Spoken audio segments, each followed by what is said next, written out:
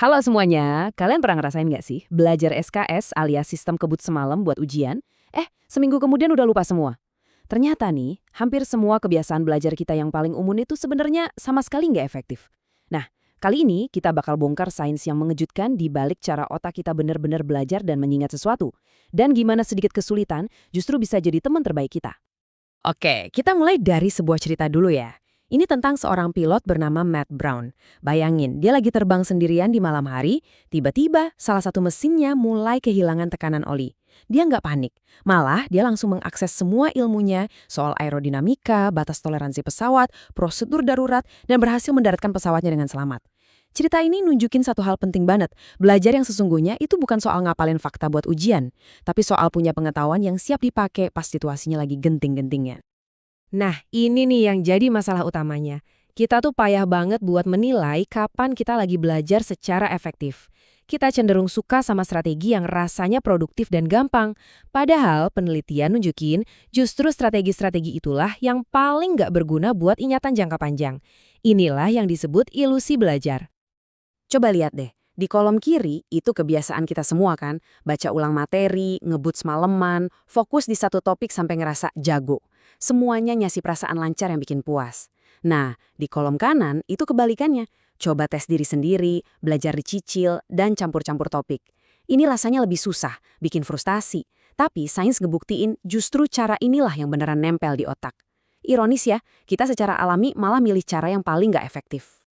Kutipan ini bener-bener kena banget. Perasaan lancar pas kamu baca ulang catatan buat kelima kalinya itu nipu banget. Otak kamu nggak lagi kerja keras buat mengingat, tapi cuma ngenalin sesuatu yang udah familiar. Ini nyiptain ilusi pengetahuan yang kuat. Kamu ngerasa udah paham materinya, tapi pas diuji, buyar semua. Oke, kalau cara gampang itu salah, terus yang bener gimana dong? Jawabannya mungkin kedengaran aneh. Rangkul kesulitannya. Ide inti yang paling berlawanan sama intuisi kita dalam ilmu belajar adalah strategi yang paling efektif itu justru yang rasanya kurang produktif saat dilakuin. Perjuangan itu bukan tanda kegagalan, tapi tanda kalau pembelajaran yang sesungguhnya lagi terjadi. Para psikolog punya istilah keren buat ini, kesulitan yang diinginkan atau desirable difficulties. Ini tuh semacam rintangan-rintangan kecil yang sengaja kamu pasang buat maksa otak kamu kerja lebih keras. Nah, usaha ekstra inilah yang ngebangun koneksi saraf yang lebih kuat dan tahan lama. Mengubah ingatan jangka pendek yang gampang hilang jadi pengetahuan jangka panjang yang solid. Setiap kali kamu belajar sesuatu yang baru, kamu itu secara fisik mengubah otakmu. Ini bukan cuma kiasan loh, kamu benar-benar lagi ngebangun jalur-jalur baru di otak. Dan sama kayak ngebentuk otot di gym, proses itu butuh usaha, ketegangan, dan bahkan sedikit kegagalan. Jadi pas kamu lagi susah payah ngingat sebuah konsep, jangan malah down. Itu artinya kamu lagi ngelakuin pekerjaan terpenting dalam belajar. Oke, sekarang kita bedah senjata pertama di perangkat belajar baru kita. Lupakan baca ulang. Senjata yang paling ampuh itu adalah retrieval atau pengambilan. Ini adalah tindakan simple buat narik informasi keluar dari otak kamu. Setiap kali kamu maksa diri kamu buat nginget sesuatu, kamu bukan cuma lagi ngetes ingatanmu, kamu lagi secara aktif memperkuatnya. Fenomena ini udah terbukti banget sampai punya nama sendiri, efek pengujian atau the testing effect. Ini salah satu strategi belajar paling ampuh yang pernah ditemuin dalam ilmu kognitif. Bikin kuis buat diri sendiri, pakai flashcard, atau bahkan cuma berhenti sejenak dan nanya ke diri sendiri, tadi poin utama paragraf yang barusan gue baca apa ya? Itu semua bentuk latihan pengambilan yang luar biasa kuat. Seberapa ampuh sih emangnya? Coba lihat, studi klasik ini. Peneliti ngebandingin dua kelompok yang belajar dengan waktu yang sama. Satu kelompok pakai cara kebut semalam, satunya lagi pakai cara ngetes diri sendiri. 2 hari kemudian, hasilnya, wow!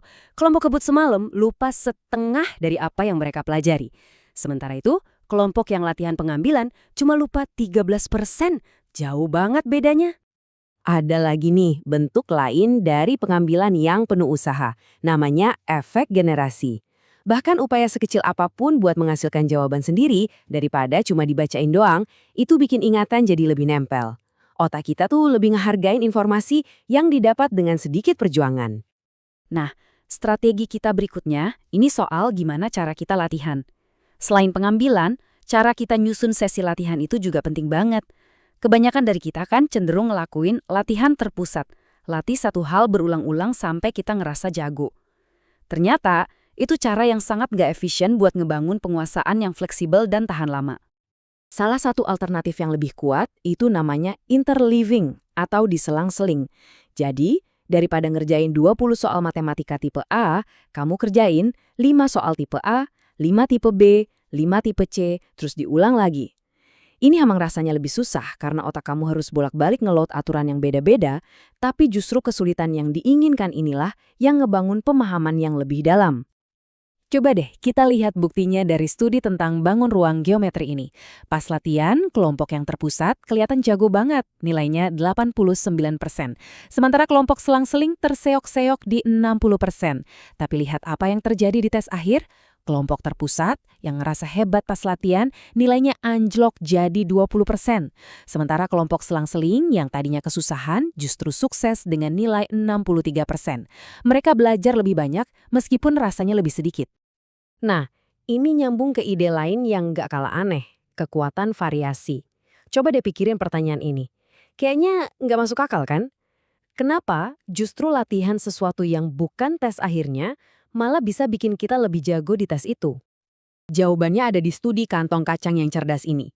Kelompok A cuma latihan persis sama tugas akhirnya, lemparan 3 kaki. Kelompok B nggak pernah sama sekali latihan lemparan 3 kaki itu. Tapi pas tes akhir, kelompok B justru jauh ngalahin kelompok A. Kok bisa? Karena latihan yang bervariasi itu ngajarin mereka prinsip dasar melempar, bukan cuma satu gerakan hafalan. Mereka ngebangun pemahaman yang lebih dalam dan fleksibel yang bisa mereka adaptasi buat tugas baru. Oke, kita udah ngebahas banyak hal yang mungkin bikin kepala agak ngebul ya, karena bener-bener kebalikan dari yang biasa kita lakuin.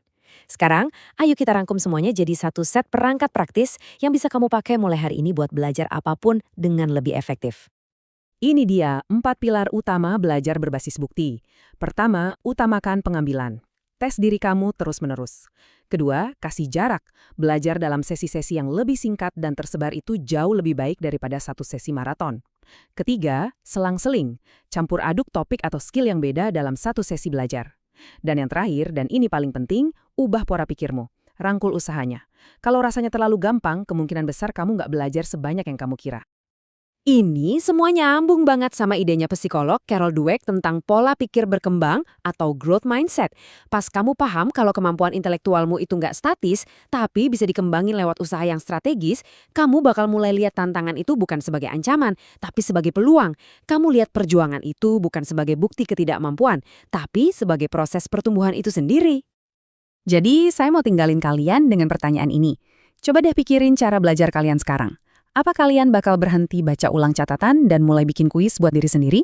Atau mungkin kalian bakal mecah sesi belajar maraton kalian dan nyoba latihan berjarak? Memilih buat mulai dengan satu perubahan kecil itu adalah langkah pertama buat merevolusi cara kamu belajar selamanya.